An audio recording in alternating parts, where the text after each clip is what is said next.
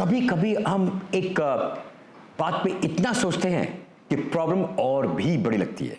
जैसे कि कभी एग्जाम्पल दे रहा हूं कि आप कोई जॉब इंटरव्यू पे गए और जॉब इंटरव्यू के बाद आप फिर सोचते हैं तो दिन रात कि भाई क्या मैंने जवाब सही दिया, क्या मैं बेटर जवाब दे सकता था, क्या उन्होंने मुझे चूज किया होगा या नहीं चूज किया होगा, क्यों नहीं चूज किया होगा, मैं कैसे अपने को बेटर प्रेजेंट कर सकता था। ये सब क्वेश्चन आपको और दबा देते हैं और इसकी वजह से क्या होता है कि आपका जो नेक्स्ट इंटरव्यू होता है आप उसकी भी तैयारी नहीं कर पाते और वो भी खराब ही चले जाता है।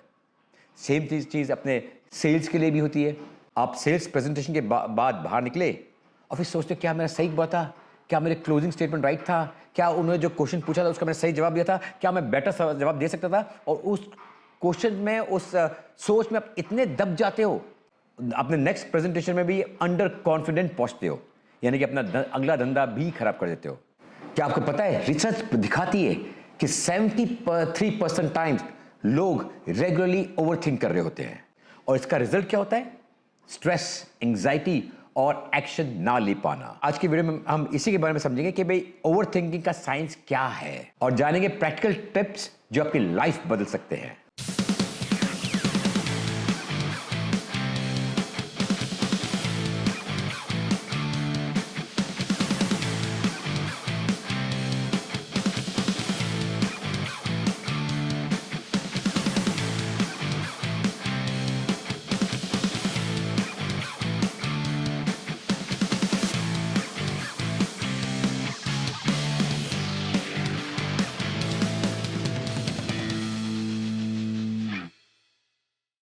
अब हम ओवरथिंकिंग के साइंस को समझते हैं। ओवरथिंकिंग सिर्फ एक आदत नहीं है, ये एक मेंटल ट्रैप है।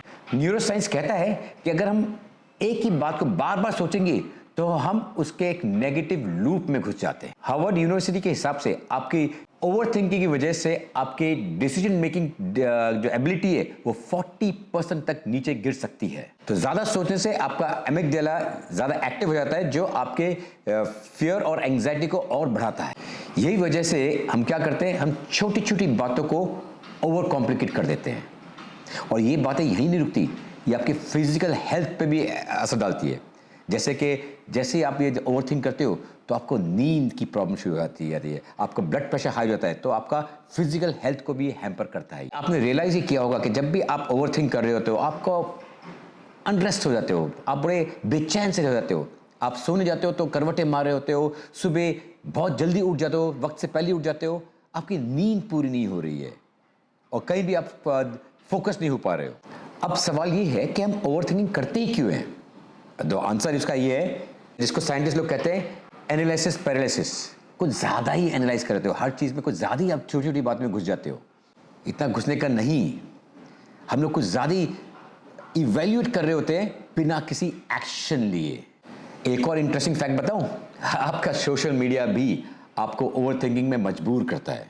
येल यूनिवर्सिटी की एक रिसर्च बताती है कि आप स्क्रोलिंग से भी ओवरथिंक करते हो। कैसे? जैसे कि आप सोशल मीडिया में जाते हो, बड़े बड़े इन्फ्लुएंसर्स को देखते हो, उनकी परफेक्ट लाइफस्टाइल, उनकी गाड़ी, उनका घर, उनके बोलने का तरीका, उनके ड्रेसिंग का तरीका, जैसे वो दिखते हैं, जैसे बिहेव करते हैं, आप बोलते हो यार ये क्या परफेक्ट आदमी है और अपने आप को उससे कंपेयर करना शुरू कर देते हो। जब आप कंपेयर करते हो, आप बोलते हो वो उसको यहाँ रखते हो, अपने आप को यहाँ पर रखते हो, जिसकी वजह से आपका अंडर कॉन्फिडेंस हो जाते हो, आपकी डिसीजन मेकिंग में तकलीफ आती है कि यार वो तो ऐसा था, करता था, मैं ऐसा कर रहा हूँ कि नहीं कर रहा हूँ, अच्छा ये इन्फ्लुएंसर ऐसा करता, वो इन्फ्लुएंसर ऐसा करता, मैं किसको फॉलो करूँ। उसी चक्कर में आपके एक्शन नहीं ले पाते हो और आप वहीं फंस जाते हो। पर ओवरथिंकिंग क्या है ना, ये हर किसी को अपना शिकार बना देती है। मैं अपनी बात भी करूँ तो बहुत बार इस चक्कर में फंस गया हूँ, अननेसेसरी छोटी छोटी बातों में इन्वॉल्व होता हूँ। अगर सिंपल सी बात है, अपनी सोसाइटी की बात भी होती है तो छोटी सी बात होती है, उसी में ओवरथिंक करते हैं भाई क्या करें। बट जितना उसको छोड़कर एक्शन लेता हूं, मेरी ओवरथिंकिंग बेटर होती है। तो अभी फिर इसके लिए बात करते हैं कि भाई ओवरथिंकिंग से छुटकारा के लिए क्या करना चाहिए, क्या स्टेप्स लेना चाहिए, क्या प्रैक्टिकल टिप्स होने चाहिए, उसकी बात करते हैं अभी। तो पहला टिप है प्रैक्टिकल माइंडफुलनेस, सचेत रहना। माइंडफुलनेस का मतलब है प्रेजेंट टाइम्स में रहना। अगर आप हमारे ऋषि मुनियों को भी देखेंगे, वो क्या करते थे, गुफा में बैठ के अपनी ब्रीदिंग पे कॉन्सेंट्रेट करते थे, अपने आप में कॉन्सेंट्रेट करते, यानी प्रेजेंट टाइम में कॉन्सेंट्रेट करते थे। ये एक बहुत अच्छा एक्सरसाइज है। अगर आप 5 मिनट भी दिन में बैठकर अपनी ब्रीदिंग पे सिर्फ कॉन्सेंट्रेट करो, उसी से बहुत कुछ हो जाना है। और जैसे आप ब्रीदिंग को कंट्रोल करते हो, आपके थॉट्स ऑटोमेटिकली कंट्रोल हो जाते हैं। एट द सेम टाइम जब आप बहुत डिस्टर्ब हो गई और ओवरथिंक कर रहे हो, ये इस्तेमाल करके देखिए। चुपचाप बैठ जाइए कॉर्नर पे और अपने ब्रीदिंग पे ध्यान दीजिए। आप देखो आपके थॉट्स अपने आप ही कंट्रोल हो जाएंगे। Tip number 2, right it down. तो जब भी आपका दिमाग बहुत ज़्यादा भर जाता है और बहुत ज़्यादा ओवरथिंक कर रहे हो तो क्या करो, एक अपना नोटबुक उठाइए और उसको लिखना शुरू कर दीजिए। जब आप लिखना शुरू करते हो ना, आपके सामने एक स्ट्रक्चर दिखाई देता है आपको, राइट, और उससे आपको बेटर आइडिया मिल जाता है। आपकी थिंकिंग आपको एक एक्शन करने का एक रूट मिल जाता है। स्टैनफोर्ड यूनिवर्सिटी की रिसर्च के हिसाब से बताते हैं कि भाई अगर जो भी आदमी जो जर्नलिंग कर रहा है, जो भी लिखता है, उनके ओवरथिंकिंग में 30% का ड्रॉप आ जाता है। Tip number 3, set time limit for decisions. हर आपकी एक डिसीजन के लिए एक टाइम लिमिट डालिए। जैसे कि मैं ये डिसीजन अगले 10 मिनट में ले लूंगा, और 10 मिनट में ले लीजिए। हर चीज़ पे अपना जब टाइम लिमिट डालोगे ना, तो आपका दिमाग ऑटोमेटिकली उसके हिसाब से काम करना शुरू कर देगा और एनालाइज फास्टर करेगा और बढ़िया डिसीजन, जो एप्ट डिसीजन, जो बेस्ट डिसीजन होगा वो निकाल लेगा। तो अगर ये आपने खुद ने अपनी लाइफ में भी देखा होगा कि अगर कोई कार्य करने में, कोई डिसीजन लेने में आप बोले कि मैं 10 दिन लूँगा, तो आपका जो डिसीजन होता है ना, वो 10 दिन के बाद ही या कभी उसके बाद 11, 12, 15वें दिन में डिसीजन होता है।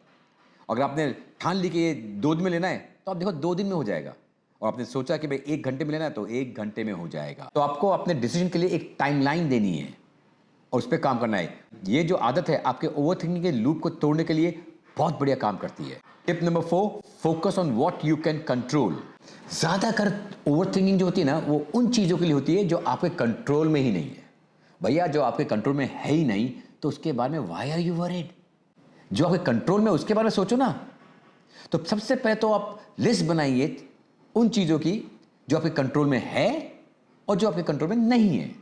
जो आपके कंट्रोल में नहीं है उसके बारे में सोचना बंद करो, और जो आपके कंट्रोल में है उसके बारे में सोचो और उसके बारे में देखो कि आपको क्या एक्शन लेना है। तो सबसे पहले ये डिफरेंशिएट कीजिए कि आप कंट्रोल क्या कर सकते हो और क्या नहीं कर सकते हो। Tip number 5, take action. जितना आप सोचोगे ना भैया, उतना ये लूप, उतना टेंशन और बढ़ेगा, प्रॉब्लम और बढ़ेगा। बट जैसे आपने एक्शन लेना शुरू करोगे, छोटे छोटे एक्शन, बड़े बड़े एक्शन नहीं लेना है आपको, छोटे छोटे एक्शन शुरू लोगे ना, उन छोटे छोटे एक्शन से आपको पॉजिटिव रीइंफोर्समेंट मिलेगा, एक शक्ति मिलेगी, और उन शक्ति की वजह से आपको और क्लियरिटी मिलती है और आपको नेक्स्ट डिसीजन लेने में बहुत आसानी हो जाएगी। जैसे आपने सुना ही होगा कि एप्पल के जो फाउंडर है स्टीव जॉब्स, वो क्या कहते थे, deciding what not to do is as important as deciding what to do. ये हमेशा वो कहते थे, यानी कि भाई क्या चीज नहीं करनी है, राइट, वो पहले डिसाइड कर लो। तो आप क्या कंट्रोल में जो नहीं है उसको डिसाइड करके बाहर कर दो, जो कर सकते हो उस पर काम करो। यही फिलॉसफी मैंने अपने लाइफ में भी अप्लाई की थी।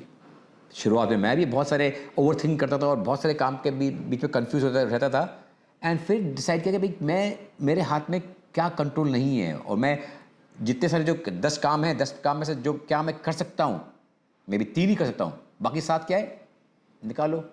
और फिर 3 पे कॉन्सेंट्रेट करूंगा, उसको छोटे छोटे हिस्से में करके एक्शन ले लिया, उससे काम हो गया। ओवरथिंकिंग आपके लाइफ का कंट्रोल ले सकता है। तो यहां आपको एक डिसीजन लेना है, क्या आप इस मेंटल ट्रैप से बाहर आना चाहोगे? अगर आपका आंसर यस है, अभी सही, आज से स्टेप्स लेना शुरू कीजिए। ये छोटे छोटे एक्शन लो, अपने थॉट्स को लिख लो। छोटी छोटी प्रैक्टिसेस आपको दिमाग को फ्री, अनक्लटर करेगी, जिससे आपका डिसीजन टेकिंग में बहुत आसानी होगी। अगर आपको ये वीडियो पसंद आया तो प्लीज़ इसको लाइक कीजिए, सब्सक्राइब कीजिए, और आपके जो दोस्त जो ओवरथिंकिंग से उलझ गए हैं उनको ये वीडियो जरूर शेयर कीजिए। लास्ट में आपको ये बोलना चाहूँगा, action is the best cure for overthinking. इसी शब्दों के साथ मैं सुदेश मलिक आपसे विदा लूँगा और मिलूँगा आपको अगले वीडियो में किसी एक और इंटरेस्टिंग टॉपिक के साथ। अंटिल देन मुस्कुराते रहिए।